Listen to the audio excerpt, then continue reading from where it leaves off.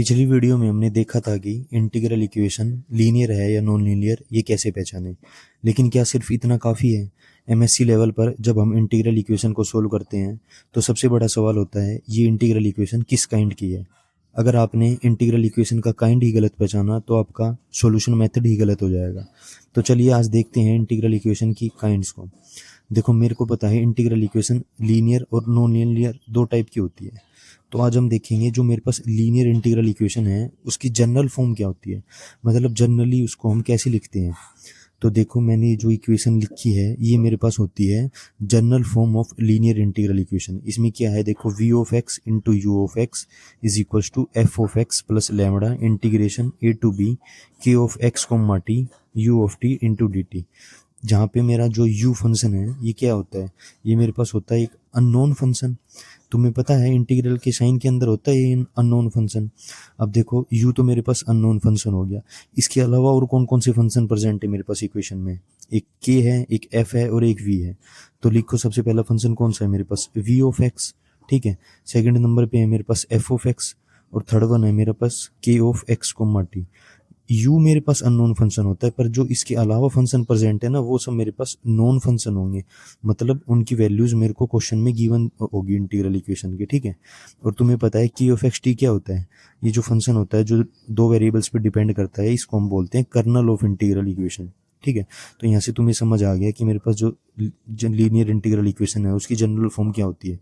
अब देखो यहाँ पे लैम्बडा हो रहा है, लैम्बडा क्या होता है मेरे पास एक नॉन जीरो कांस्टेंट होता है, मतलब लैम्बडा की वैल्यू जीरो नहीं होनी चाहिए।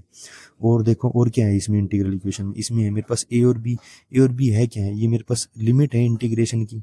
अब इंटीग्रेशन की लिमिट्स है ना, ये मेरे पास कॉन्स्टेंट्स भी हो सकती हैं और वेरिएबल भी हो सकती है। क्या जो लिमिट है इंटीग्रेशन की ये कॉन्स्टेंट भी हो सकती है और वेरिएबल भी हो सकती है। अब देखो देखते हैं मेरे पास जो लीनियर इंटीग्रल इक्वेशन है ये कितने काइंड्स की होती है। सबसे पहली होती है मेरे पास फर्स्ट काइंड, सेकंड काइंड और थर्ड काइंड। अब देखते हैं फर्स्ट काइंड, सेकंड काइंड और थर्ड काइंड क्या क्या होती है।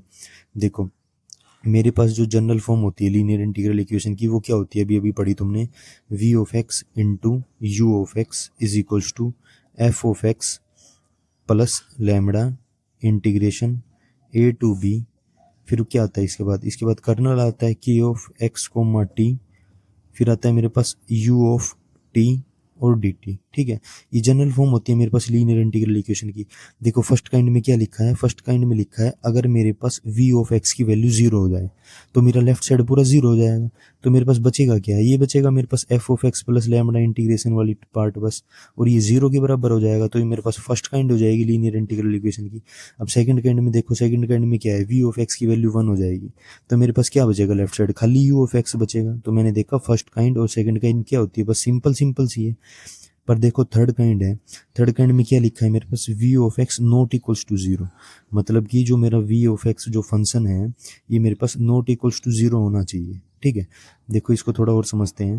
पहले लिखो मेरे पास जो जनरल फॉर्म होती है लीनियर इंटीग्रल इक्वेशन की क्या होती है, v of x into u of x is equals to f of x plus lambda integration a to b के ऑफ एक्स कोमा टी, जिसे हम कर्नल बोलते हैं इंटीग्रल इक्वेशन का, u ऑफ टी और dt। अब देखो मेरे पास v of x not equals to zero होना चाहिए, मतलब उसकी वैल्यू जीरो नहीं होनी चाहिए, उसके अलावा कुछ भी हो सकती है, ठीक है। मान के चलो मेरे पास v ऑफ x है जो फंक्शन, उसकी वैल्यू अगर वन हो जाए, if v of x is equals to one, तो ये मेरे पास क्या हो जाएगा, ये जो थर्ड काइंड है ये सेकंड काइंड में चेंज हो जाएगी, क्योंकि सेकंड काइंड इंटीग्रल इक्वेशन की यही तो कंडीशन थी ना, v ऑफ x वन होना चाहिए।